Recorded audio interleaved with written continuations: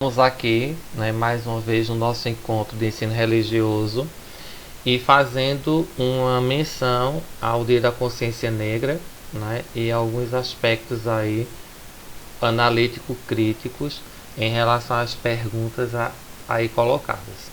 Então vamos à primeira questão. A imagem acima sugere que interpretação? O que você diria dessa imagem tão sugestiva nos dias de hoje, né? Então a imagem que nós estamos ressaltando aqui é essa imagem aqui. Então, assim nós observamos que aqui existe o que? Uma mistura de raças, né? E que elas todas formam um corpo sólido, uma unificação de pessoas. Então a imagem sugerida mostra que para a gente ser unido em defesa da questão de ser humano, não pode haver divisões. E que uma mão complementa a outra, formando um único polígono, você vê aqui, né, que é formado aí um pentágono, onde cada lado sugerido representa uma nação, representa um povo, uma origem, uma raiz. Mas todos têm algo em comum, todos são seres humanos. Então não é a cor que vai definir ou decidir a importância, e sim a capacidade de transformar o mundo para um mundo melhor. Então seria essa, né, uma visão assim particular minha. Cada aluno poderá realmente ressaltar a sua opinião, até porque essas questões são questões de debates, questões bem próprias para uma análise de autocriticidade. A segunda questão diz assim: no Dia da Consciência Negra no Brasil, um homem foi espancado até a morte por dois seguranças dentro do Carrefour. Foi lamentável, fato lamentável, né? Fato lamentável. Qual a sua opinião em relação a esse crime?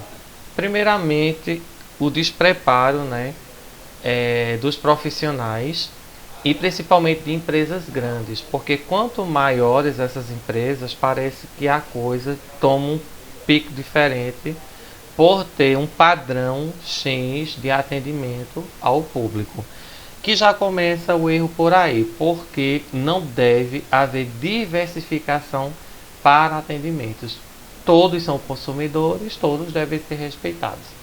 Esse crime chocou o Brasil. Por quê? Porque lamentavelmente, assim, um dos seguranças estava fazendo um trabalho extra, que no caso um deles é polícia militar. O que é mais assim ainda aberrante, até porque todo policial ele é importantíssimo para a sociedade, que fique aqui bem claro que isso não é uma autocrítica generalizando, porque a polícia faz um trabalho assim formidável, fantástico, mas alguns profissionais, assim como em toda profissão, existem aquelas pessoas que são despreparadas e que usa a força do poder ou da autoridade de forma errada, que foi o caso deste cidadão que tirou a vida de outro cidadão aí por condicionamento de força e por condicionamento de despreparo em relação a assegurar o bem-estar e a vida do outro. Então, assim, um fato lamentável, mas que não é o único fato que acontece no país. Nós vemos muitos relatos de adolescentes, crianças, pais de famílias que nas favelas foram assassinados de forma errônea por incursões da polícia, né? Porque generalizam. Então o erro está em generalizar. E a maioria deles eram todos negros. Até tem alguns relatos aí que pela cor um adolescente, até um musicista, foi confundido como ex-presidiário porque ele era negro e ele não foi nem ouvido, ele já foi detido e de repente se viu que foi um erro a ser cometido mais uma vez, colocar em cárcere uma pessoa, um ser humano que arca com as suas responsabilidades, os seus impostos pela segurança pública. Então, a minha opinião é que a segurança pública deve ter assim uma reciclagem forte, deve haver realmente um treinamento diante da lei para que todo segurança saiba até que ponto ele deve realmente impor as suas condutas de normalidade. Passou daquilo é punição, infelizmente, né? O que deveria ser algo em prol à sociedade, em muitos casos vem sendo mais um problema de enfrentamento do cidadão de bem. E isso é lamentável. Infelizmente, esse fato coincidentemente aconteceu no Dia da Consciência Negra dentro do país. Terceira questão. Lê a frase abaixo. Você concorda? Exponha sua interpretação em relação à frase textualizada abaixo. Não precisamos de um Dia da Consciência Negra, branca, parda, amarela, albina. Precisamos de 365 dias de consciência humana, certo? A partir da hora que a consciência for uma consciência humana, não precisará ter um dia especial de uma raça ou de uma cor. Porque só assim todos estarão conscientes de que todo ser humano é ser humano e de que todo ser humano é importante, independentemente das suas raízes. Então, o dia em si da consciência negra é um dia assim que ele tem duas faces.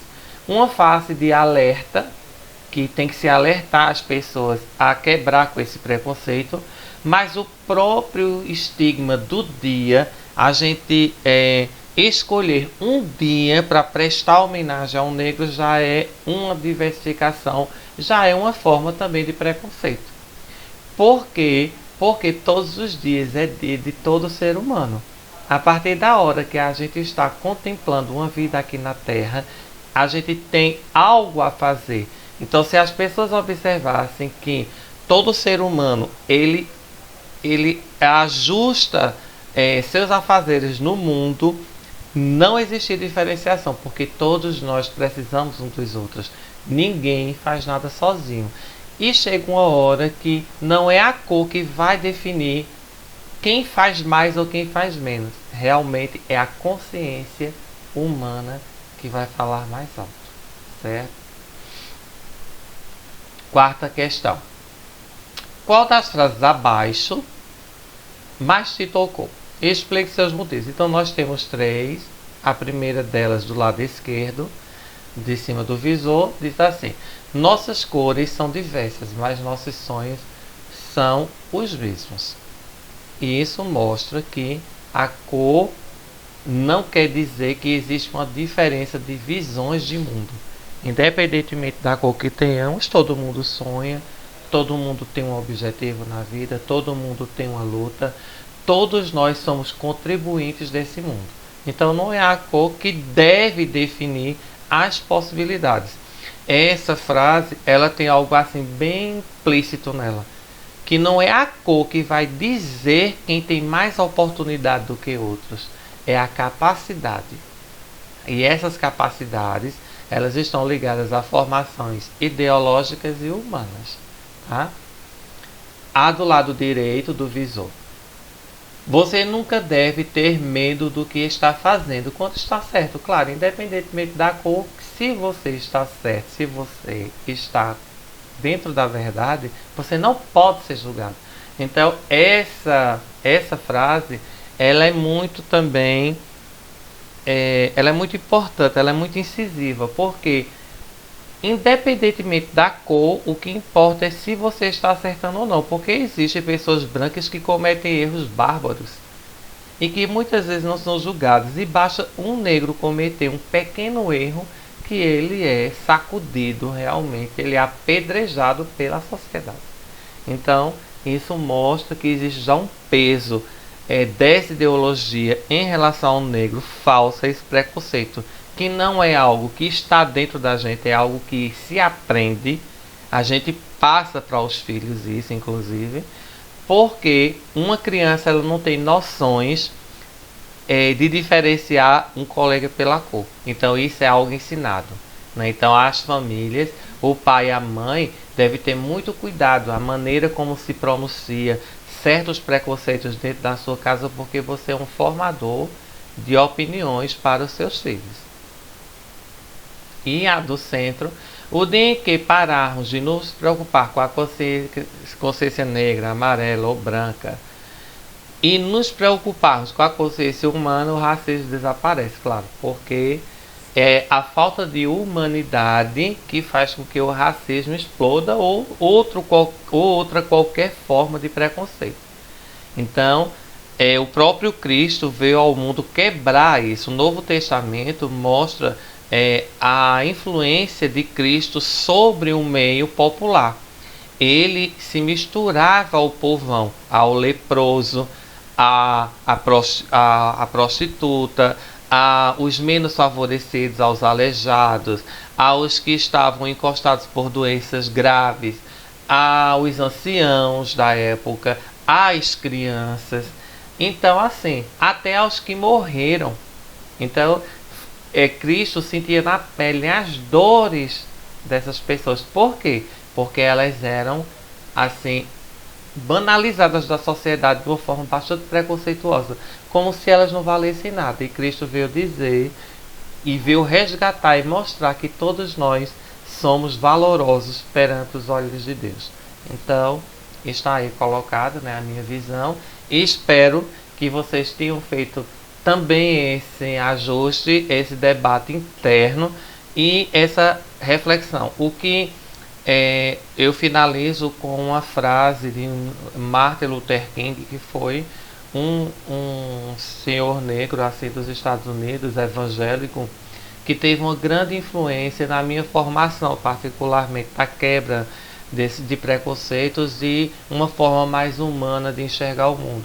Quando Luther King diz assim: eu prefiro abraçar o amor, porque carregar rancores e ódios é pesado demais. Então, eu termino essa frase de Luther King, que é muito bonita, por sinal, e que mostra que a gente tem que ser mais humanos com os nossos irmãos. Até mais.